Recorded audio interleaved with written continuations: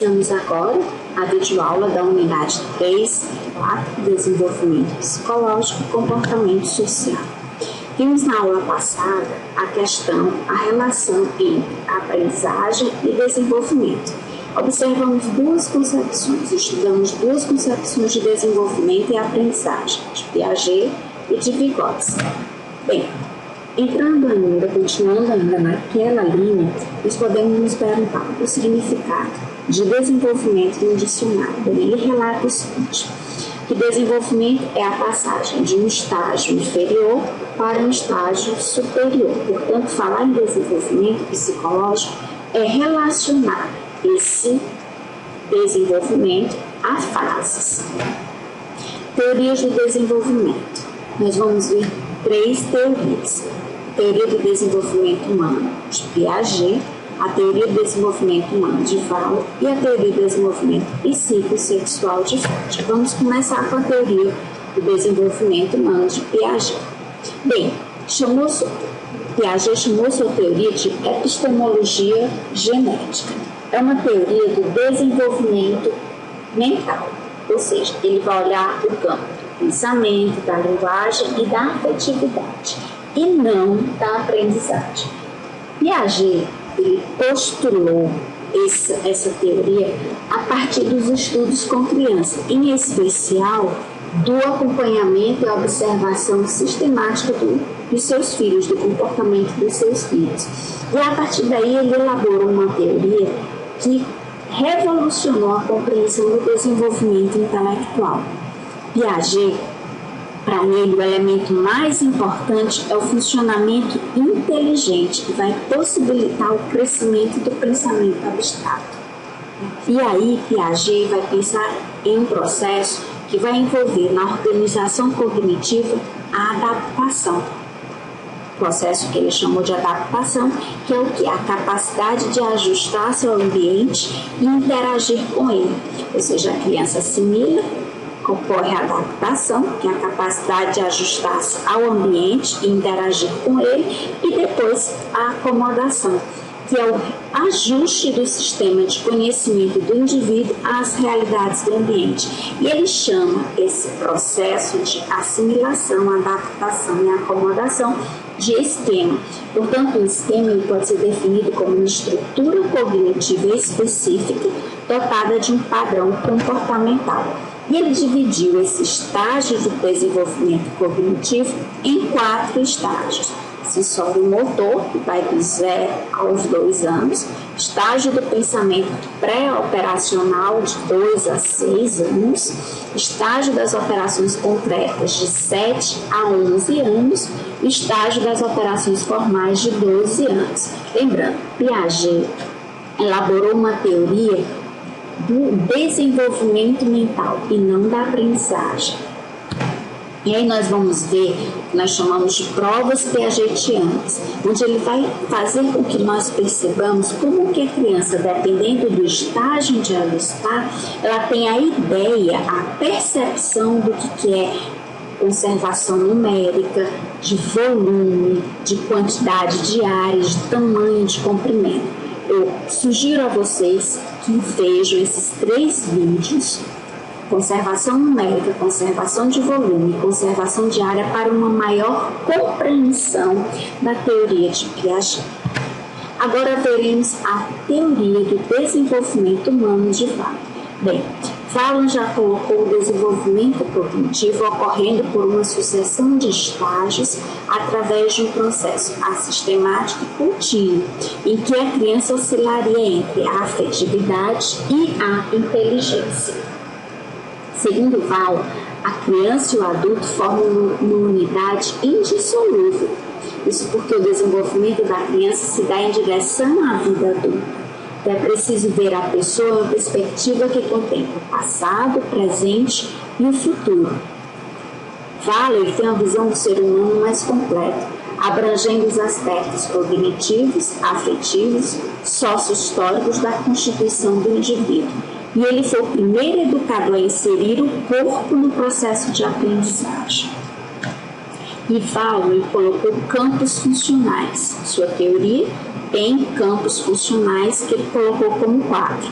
movimento, afetividade, inteligência e pessoa, onde o campo da pessoa, que pega essa pessoa de uma forma única e própria, que caracteriza sua personalidade em movimento contínuo, que perpassa por todos os estágios, é o campo que coordena todos os demais campos funcionais. E aí ele dividiu a sua teoria do desenvolvimento humano em estágios do desenvolvimento, que ele pontuou como 6 estágios. Estágio da vida intrauterina, estágio possível e emocional, estágio sensório-motor, estágio do personalismo, estágio da puberdade da adolescência e estágio da fase adulta. Passamos agora à teoria do desenvolvimento psicossexual de Freud. É uma teoria da sexualidade infantil. E a contribuição dessa teoria foi que o homem, na perspectiva de Freud, ele tem um desenvolvimento sexual ao longo de sua vida, que ele chamou de libido. E esse libido é o motor de busca e satisfação de nossos desejos. Para Freud, o impulso sexual já se manifesta desde o bebê. E para Freud, nós não temos conhecimento total da nossa consciência, pois ela está dividida em consciente, pré-consciente e inconsciente. E ele colocou os estágios do desenvolvimento psicossexual como 5 fases: fase oral, fase anal, fase fálica, fase de latência e fase genital. Passamos agora a estudar o comportamento social dentro da escola. E aí nós vamos ver dentro desse comportamento social 4 tópicos: comunicação, emoções, espaços e o outro. Começamos com comunicação. Bem, essa é uma definição de Marx. A comunicação é como uma rua de 2 mãos. E a tarefa de comunicar-se não está concluída até que haja compreensão, aceitação e ação resultante. Portanto, a comunicação é essa via de 2 mãos, onde existe um emissor, um receptor, ou seja, aquele que fala, aquele que recebe, que escuta. Essa comunicação, ela tem um conteúdo, uma mensagem dentro dela. Muitas vezes, na maioria das vezes, dentro dessa comunicação existe uma emoção. E essa comunicação é feita dentro de um espaço, de um local. Emoções. De acordo com a teoria de Waller, o corpo compõe a expressão da afetividade. O que é isso? Quando eu falo, eu expresso também algo que eu chamo como uma comunicação não verbal, que está expressando um sentimento, uma afetividade, uma emoção. Por exemplo, a entonação da minha voz, a expressão facial, os meus gestos, tudo isso, eles expressam uma emoção. E nós chamamos isso de comunicação não verbal. Espaços. Todo o lugar onde é feita essa comunicação. Por exemplo, a historinha da Branca de Neve. Quando o caçador pega a Branca de Neve e a leva à floresta. Então você tem um lugar. Casa, floresta. Esse é o lugar daquela comunicação. O conteúdo daquela comunicação. Fuja, Branca de Neve, fuja. E ali existe o quê? Uma emoção, o medo de ser pego, o medo dela de Branca de Neve, de ser mórbida. Tudo isso envolve a comunicação. O outro. Pensar em comunicação interpessoal entre pessoas é pensar na ideia de reciprocidade, ou seja, só existe comunicação quando 2 ou mais pessoas interagem entre si de forma a atingir uma compreensão clara da mensagem transmitida. E aí, quando eu falo de outro, de comunicação, existe a convivência. E a convivência, ela é uma arte. E essa convivência exige de todos uma tolerância. Portanto, a convivência ela está baseada no que nós podemos chamar de princípio das habilidades sociais. E essa habilidade social, que é a habilidade com que eu tenho de conviver com o outro, de estar com esse outro, ela não pode ser nem passiva e nem agressiva. Passiva, quando eu sou passiva, eu sou ao ponto de ceder tanto aos outros que eu prejudico a mim mesma. porque eu estou sempre procurando satisfazer esse outro. E agressiva, a tolerância, ela é tão pequena que a convivência ela vai se tornar mais difícil. Então aí está um quadro da habilidade social. Uma habilidade social eu posso aprender, é a forma mais adequada de estar com esse outro. Então quando a gente percebe, trabalha a habilidade social, nós percebemos e observamos 3 estilos de resposta: a passiva, a assertiva e a agressiva. Então, na passiva, muitas vezes o comportamento não verbal é aquele comportamento de um olhar mais para baixo, de uma voz baixa, de muitas vacilações. O comportamento verbal, a palavra, muitas vezes ela é uma palavra insegura, é um talvez, ou suponho, não se incomode. E os efeitos dessa habilidade, desse estilo de resposta da pessoa, pode muitas vezes produzir conflitos interpessoais, depressão, a sensação de desamparo e uma imagem pobre de si mesmo.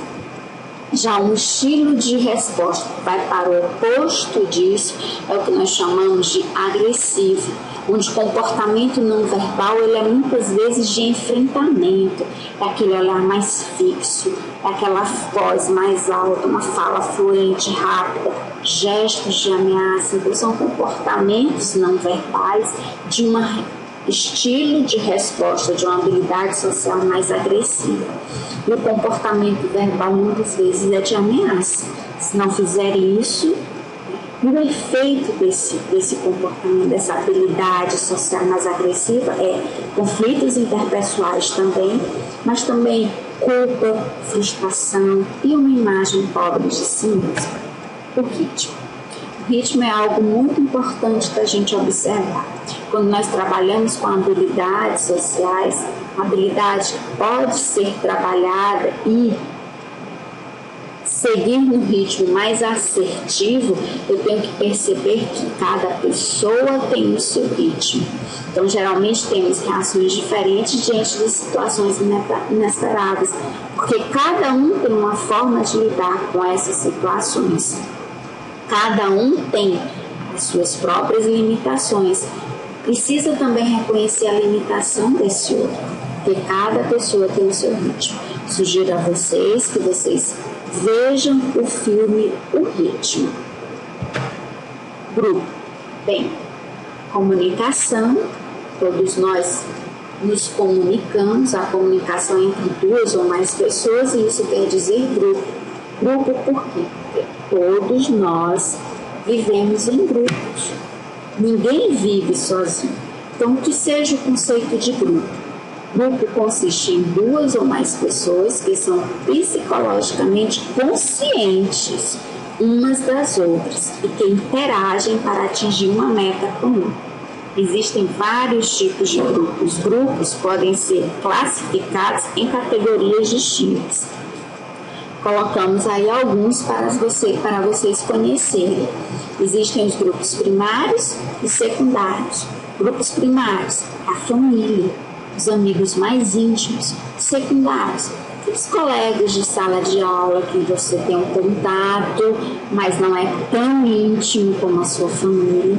Nós temos os grupos formais e informais, que aí são mais relacionados ao seu ambiente de trabalho, uma organização empresarial, onde os formais são aqueles grupos que foram formados para uma determinada tarefa, para uma meta estabelecida.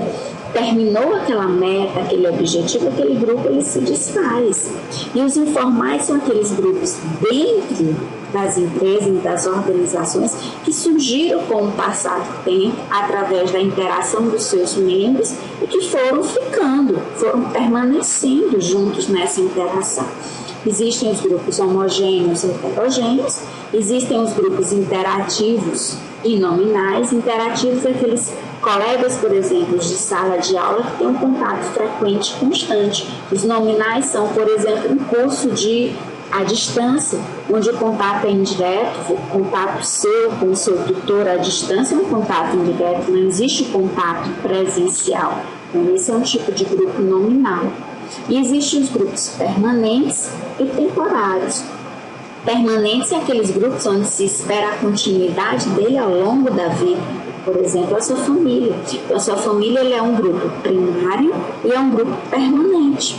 E existem os grupos temporários, que ao final da tarefa proposta, ele se desfaz. Um grupo formal também é um grupo temporário. Então, esses são alguns tipos de grupos ou categorias de grupos. Todo grupo, nós observamos que existem papéis e normas. O que são papéis? Ao longo do nosso dia e da nossa vida, nós exercemos vários papéis, tais como, em determinado momento eu sou estudante, no outro eu sou mãe, no outro eu sou filha, pai, avô, avó. Então, isso são os papéis que nós exercemos nos mais variados grupos. Portanto, a definição de papel vai se referir aos diferentes comportamentos que as pessoas esperam de um indivíduo ou de um grupo numa certa situação. E todo grupo ele tem normas. Por exemplo, na sua escola, tem normas. Os alunos eles têm uma farda, eles têm que estar com aquela blusa, com aquela calça comprida, com um determinado tipo de tênis. Então, todos os grupos estabelecem normas, ou seja, padrões aceitáveis de comportamento que são compartilhados por todos os membros do grupo. As normas norteiam o comportamento dos componentes, indicando o que deve ou não ser feito em grupo. Falar em grupo é falar em trabalho em equipe. Portanto, a função de líder não está centrada nem no autoritarismo, mas sim na habilidade de administrar recursos para que a tarefa ela seja cumprida da melhor forma e mais rápida. Portanto, essa coletividade, esse trabalho em grupo, ele sempre vai fazer surgir líderes e conflitos. As diferenças, quando administradas, elas não comprometem a realização da tarefa. Não temos que ter medo do conflito.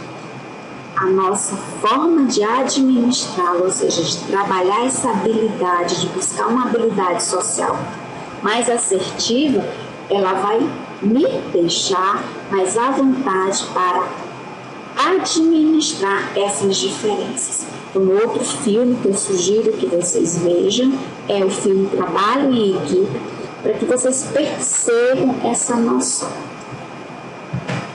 Bem, quando a gente fala em trabalhar em equipes, a gente também cita o que pode ser dito como aprendizagem pelas consequências. Então, ao se pensar na perspectiva das habilidades sociais, a comunicação dentro do grupo ela ocorre também através das consequências de nossas atitudes. Desta maneira, estar com o outro de forma positiva nos exige a atenção para que o comportamento tanto de uma pessoa como da outra dentro daquele grupo, dentro daquela equipe, tem consequências. Para isso, vejo o filme Consequências das Atitudes, que lhe dará uma melhor compreensão dessa forma de aprendizagem.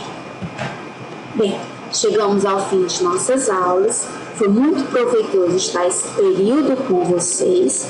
Desejo a todos um bom curso e até mais.